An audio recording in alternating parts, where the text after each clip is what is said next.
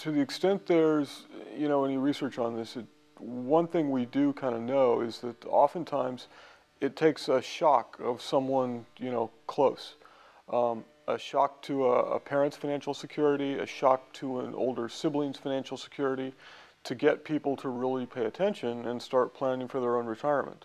That's an unfortunate thing that it requires something like that, but that kind of appears to be the case.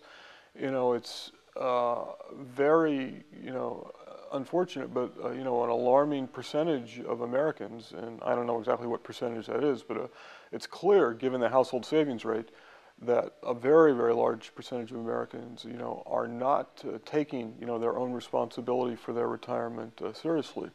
What we see with regard to 401k plans, which, by and large are replacing DB pensions as the private sector means for providing for retirement income security, is that only 9%, or between 8 and 9%, max out their 401k plans.